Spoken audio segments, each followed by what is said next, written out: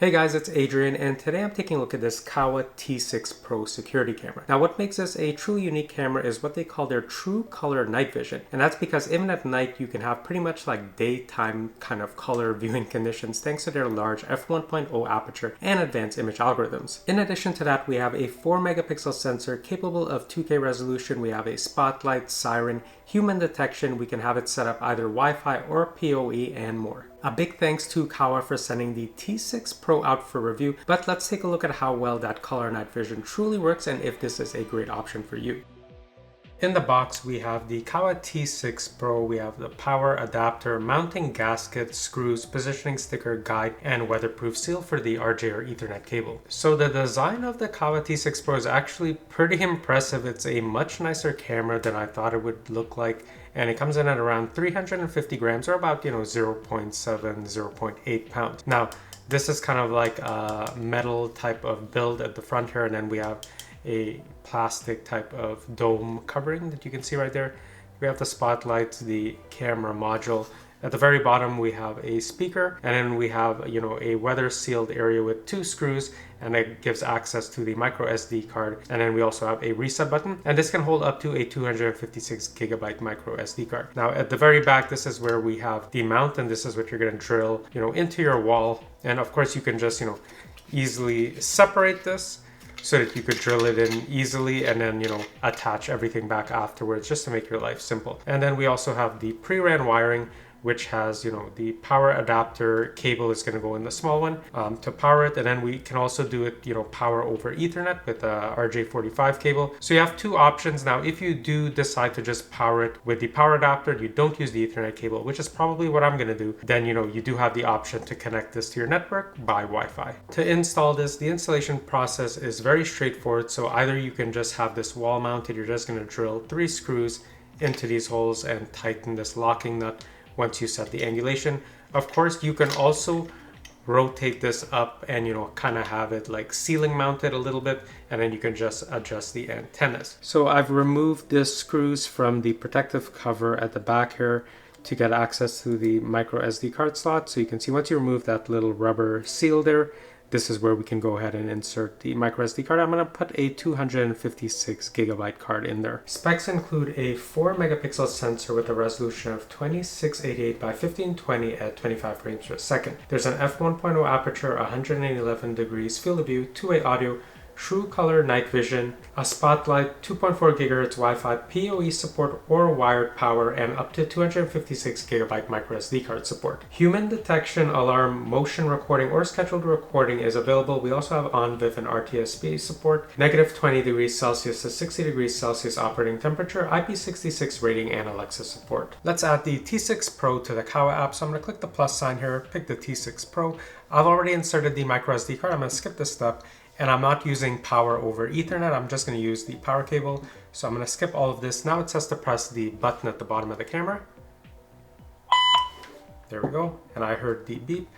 And I'm going to connect by Wi-Fi, not power over Ethernet, of course.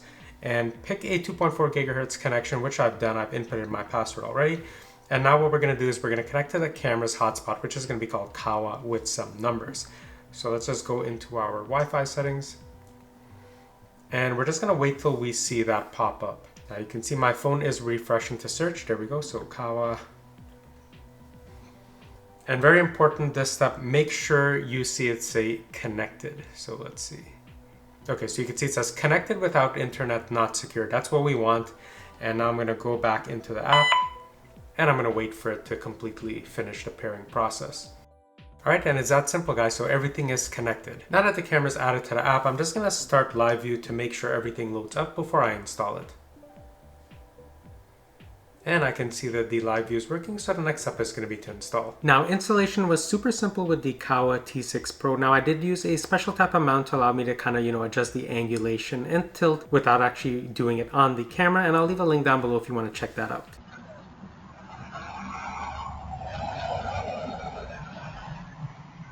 Now the video quality on here was good and very smooth at 25 frames per second, which is pretty good because a lot of camera brands just give you, 20 or maybe even lower than that.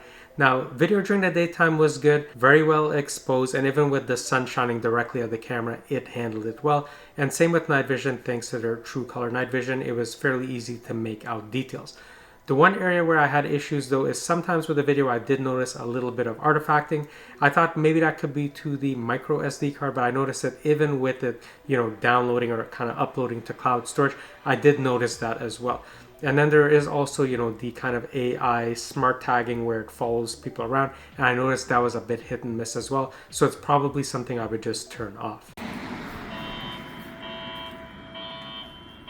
The speaker on here did a fairly decent job when it came to triggering, the alarm or a siren or having two-way talk.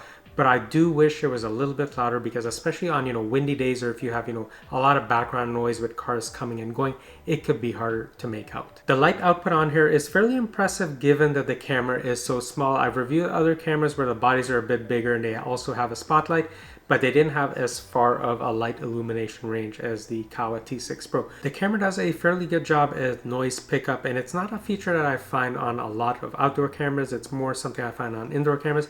And it's very sensitive. You could set the sensitivity in the app, but you can see if I take a look at this kind of event log of what it has captured, there are a lot of noise events. So, it's doing a fairly good job there. The camera is also fairly good at detecting motion very quickly and then sending an appropriate app alert or notification. And that also plays into when the alarm is triggered, it triggers pretty quickly as well. However, there's one major issue with the way it handles notifications, which is that as soon as you get a notification on your phone and you tap into it, it doesn't take you to, a live view of what's going on, and it doesn't take you to pre-recorded video. What it does is it takes you to a thumbnail of what triggered that motion notification. And then all you can do is kind of download the image. So, you may download an image or a thumbnail of someone in the act, but you can't actively view them or what they're going to do subsequently. Now, this is something that I spoke to KAWA about, and they did say, their team is going to work on improving this type of functionality in a future release. For storage, I'm estimating that I'll get about 21 days or 3 weeks of video playback history based on how things are going, and that's based on me setting this to 24/7 continuous recording with a 256 gigabyte micro SD card installed. Let's take a look at the KAWA security app. So as soon as you open it up, we can jump into cloud storage or into settings, and then we can also take a look at different alert notifications. So you can see there's a lot of noise detections and then motion detections. But let's first go into live view. And right now it's set to standard definition based on the bandwidth. You can see those kids in the background there. And there is a bit of artifacting, even though my Wi-Fi should be pretty good. Anyway, let me drop the volume. But you can hear the microphone pickup is really good on here. Now, of course, you can also go into full screen mode, and then you could, kind of zoom in and take a look around. But let's get out of that. We can also take a photo of, whatever you're looking at. And then you can also take a manual recording if you see anything interesting and it's going to save it to your phone. And then you can also initiate two-way talk with whoever is outside. And you could just cut the volume. Now, human detection, when you click on that, it says no data. I believe this is supposed to let you toggle it. So I think that has to be updated. Now, under night vision mode, you could go into smart mode and the light's just gonna turn on or off, depending on the ambient light. Or you can put it in normal mode. So in low light environments, you're gonna get daylight clarity at night, which is what I prefer. Then under forbidden area invasion warning, if you turn this mode on, what you can actually do is define an area. So you could just draw out, like say on my lawn here, I could draw out something. So I could just say, hey, from here to here, all of this area, if anyone just lands on there, go ahead and issue a warning. Now, I generally don't use that because I have dogs coming on and off. So that would just be cumbersome or bothersome. Now, we can also trigger the siren. We can have the light flashing, or we could turn the light on, solid on or off. Now let's go into replay. And once you do that, you can see if you had a cloud plan, you could pick between event and continuous recording, since this is capable of continuous recording. Now, since my cloud plan has expired, I'll go into micro SD, and you can see it's broken down by time slots. And this is something where it needs to be updated, where we have a horizontal scroll, because this is not very user friendly. But say I was to click between 8 to 10, I'll just wait for that to communicate with the camera and pull up the contents of the micro SD card. So I have a bunch of video clips. Well, one thing I noticed is that there's no actual thumbnail preview, so you're never sure what you're clicking into. So I'll just click at random straight in the middle, and I can see here's a video clip, and I have no clue really, is there any action on this clip, or is it just going to be, just a boring clip. So yeah, there's a car going by, but that's about it. So that's something where, unless you know the specific time period when the event occurred that you want to review, this is just not going to cut it. But if you do have the cloud plan, you do have thumbnail previews, and that's something where this should be very basic functionality to generate thumbnail previews for us. So something to keep in mind. Another thing to note is while you are reviewing video, there is no actual way to download the video while you're reviewing it. The workaround is you have to actually pull this screen down and start a screen record on your phone to get this video on your phone. Now, if you have a cloud plan, you could download it directly from the cloud. But again, it's not something we should have to do. This should all be very basic functionality. So the system or the app is very crippled unless you get the cloud plan. If I tap on message, this is where I could see a bunch of different alerts and events. Now, with this, we do have thumbnails. Now, if I scroll down, I could see there's a guy walking here and it says noise detection, move detection. Okay, great. Now I can see the time this occurred. I can tap on that. And it actually doesn't take me to that time. I still have to scroll down. So that's something that the app should do automatically for me. Okay, great. So now I'm at the move detection. Now I want to take a look at this clip. I'll click on that. And all I can do is download an image. I can't actually see the video. And this is another part of the app where the user experience really needs to be updated. But let's go into the full settings. And if I tap on the camera, I can see the IP address for the camera, the MAC address, and the Wi-Fi that's connected to. Now, we could go into device sleep switch just if you just want to turn it off temporarily. But let's go into basic function settings. And this is the LED light. And then you can also have a timestamp. We can also rotate the video depending on how you mounted it. And night vision, I already touched on that previously. Now for the alarm setting, we can set the sensitivity here for motion to low, middle, or high. And the same thing for noise detection. Now, this is very sensitive, I found, even at middle. And usually I just turn off the noise detection switch because it's always getting triggered. I have a lot of traffic in front of my house. And you can set the video frequency 50 hertz or 60 hertz. Now, I already touched on forbidden area invasion and show AI recognition area. This is where it'll just put kind of like a hitbox around whatever subjects are moving. I find it to be very hit or miss, so it's not something that I generally leave on. Under cloud options, we have some prices for continuous recording. So we have 7-day continuous recording starting at $7.19 a month. And of course, you can also get yearly plans. And then we also have event recording plans where it's just going to record events and not 24/7 recording. So you have a couple options there, but again, you really do have to purchase a cloud plan to get a lot of these benefits, and ideally it shouldn't be that way. And of course, we could tap on share device to share it with family members or friends, and we can update the firmware. Now, I do have to address some potential deal breakers because there's a handful of them, and I did reach out to KAWA about these, and they said they are going to work on these in a future release. But you should be mindful of them before you buy this camera system. So one is that when you tap on the app alert, like I mentioned, it just takes you to a thumbnail. You can't go to live view and you can't go to pre-recorded video. So, that's something they definitely need to fix. The other thing is that if you don't get the cloud plan, whenever you're reviewing video, you don't have a thumbnail preview. And that's, a major thing that you should have because you don't know what you're tapping into. And if you have literally hundreds or thousands of video clips, you're going to be there for hours just searching for what you need.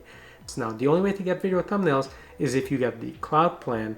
Then it's going to record to the cloud. You have that. But I'm just generally not a fan of having to pay for any type of cloud plan to have what I consider is basic functionality. I also found the app to be lacking in terms of features and stability. And yes, you can tell this is a very, first generation type of app, and which is why KAWA said they're going to work on improving this in future generations. But I noticed when I pulled up live view, it wasn't always stable. It made timeout. A lot of the times I would have to switch to standard definition quality to get the stream going, even though the camera is just about 7 to 10 feet away from my Wi-Fi extender. I was still having those issues. Now, maybe if I ran an Ethernet cable, sure, it would be better, but I still think having a Wi-Fi device 7 to 10 feet out, it should be rock solid stable when viewing live view video. So can I recommend the KAWA T6 Pro? And this is one of the rare instances where I've reviewed a camera system and I'm undecided about recommending it. And that's because when I first took this out of the box, I was just really blown away, impressed by the build quality. It's a pretty much all metal build quality. The camera looks nice and compact. It's a beautiful looking camera body, and I expected, a matching app experience to go along with that. Unfortunately, I didn't find that to be the case, which is why I mentioned those potential deal breakers. Now, to KAWA's credit, they did agree with every one of my findings, and they said, it is something they've relayed to their development team, and they're going to work on a future release. So I really look forward to the improvements from KAWA's team, because it's one of the nicer looking cameras that I reviewed, and it actually survived 2 major Canadian winter storms in 1 week, where it actually had ice sitting on top of it, snow on top of it, high winds, rain, and it never quit. So the IP rating is good. It's well built.